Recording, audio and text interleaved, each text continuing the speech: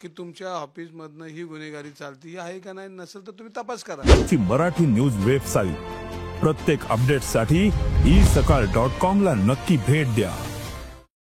आपल्यासोबत माजी आमदार रवींद्र धंगेकर आहेत. आपण बातचीत करणार आहोत. निलेश घायवळच्या घरामध्ये काही महत्त्वाचे कागदपत्र जे आहेत ते सापडलेले आहेत आणि त्यामध्ये पवन चक्केंची कागदपत्र आहेत. पवन चक्केंचे व्यवहार झालेले होते, जिवंत काडतुसं सापडलेले आहेत. याबरोबर रवींद्र धंगेकर यांनी वेळोवेळी आरोप जे आहेत ते केलेले आहेत. काही महत्त्वाचे कागदपत्र पुणे पोलिसांना सापडलेत, जिवंत काडतुसं सापडलेत, पवन चक्केचे व्यवहार असतील, अनधिकृत बांधकाम असतील.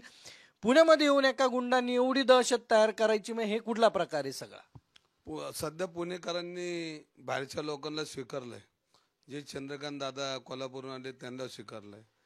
निलेश घायवळ बाहेरनं दादागिरी राहायला आला त्याला स्वीकारलंय. असं चित्र पुणेकरांमध्ये आज दिसतंय.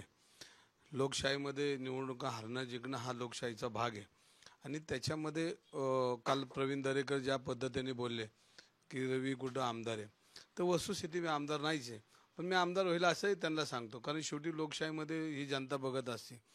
आणि प्रवीण दरेकरांचं नेहमीच मी का सांगतो, प्रवीण दरेकरांचं की दिलेल्या भाकरीचं सांगितलेल्या कामाचं काम ते करतात. राजकारणामध्ये असे काही लोक असतात, त्यात प्रवीण दरेकर आहेत. आणि निलेश घायवळबद्दल बोलायचं म्हटलं तर तुम्हाला माहिती आहे की ही दादागिरी काय काल आणि परवा नाही, वर्ष दादागिरी चालू आहे.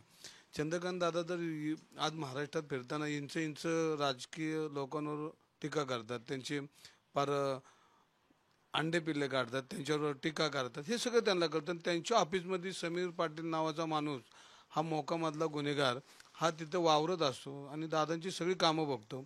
त्याच्या वाढदिवसाला दादा केक कापतात आणि आज नाही वर्ष करतात. आणि मग असे गुन्हेगारी पोसून पुणेकरांना तुम्ही काय गुन्हेगारीचा शाप देऊन जाणार आहे का? कधीतरी त्यांना कोल्हापूरला जायचंच आहे, पण जाता जाता तुम्ही पुणेकरांनी तुम्हाला एवढं डोक्यावर घेतलंय, तुम्हाला एवढं मान सन्मान दिला आणि तुम्ही आज पुणेकरांमध्ये गुन्हेगारीची पिल्लावर जी तुम्ही वाढवता ही योग्य आहे का? आता isakal.com आहे देशातील नंबर 1 ची मराठी न्यूज वेबसाईट. प्रत्येक अपडेटसाठी isakal.com ला नक्की भेट द्या. जिवंत काडतुसं मी तुम्हाला म्हणतो जिवंत माणसं बी दिसतील. पोलिसांनी सखोल तपास केला तर गोळ्या कुठं बी सापडतात, पण जिवंत माणसं बी सापडतात त्याच्यामध्ये. इतकी प्रचंड मोठी गुन्हेगारी ह्या कोथरूडमध्ये आणि पुणे महाराष्ट्रात त्यात ही गुन्हेगारी. आणि आपण बघितलं असेल तर पोलिसांनी योग्य तपास केला, म्हणजे नानापेठमध्ये परवा झालेला तपास योग्य दिसतोय आणि लोकांच्या लक्षात आलं की गुन्हेगारीचं कंबरडं मोडण्याचं काम हे पोलीस करत आहे.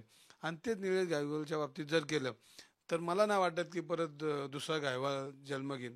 आज पोलिसांनी ठरवतं 8 दिवसात निलेश घायवळ नसते नाबूद दिसन, पण इतक्या वर्ष का टिकला ह्याचं प्रश्न माझ्यासारख्या कार्यकर्त्यांना पडतोय. मी पोलीस आयुक्तांचं मनापासून आभार मानेल की त्यांनी ज्या पद्धतीने आंदेकर टोळीला ज्या पद्धतीने कायद्याचा धाक दाखवला, तो जर दाखवते ते, पण ह्याच्यामध्ये जे ह्याच्यामध्ये फोन आणि हस्तक्षेप करतील त्यांचंही नाव पोलिसांनी उघड केलं पाहिजे. अनेक पोलीस माझे मित्र आहेत, शेवटी त्यांनाही मान सन्मान आहे. अनेक गुन्हेगार फोन करून जर त्यांच्यावर दादागिरी करत असेल आणि कोथरूडच्या राजकारणामध्ये भर टाकत असेल गुन्हेगारीची आणि त्याला दादा जर सपोर्ट करत असेल, माझा सोपा प्रश्न, मी टीका करत नाही, माझा सोपा प्रश्न आहे की तुमच्या ऑफिसमधनं ही गुन्हेगारी चालती ही आहे का नाही, नसेल तर तुम्ही तपास करा आणि करत नसेल तर मग तो त्यांचं राजकीय. मी या संदर्भात आवाज उठवणार. आम्ही बोलतो की आता काय बंद आहे, बोलतोच की.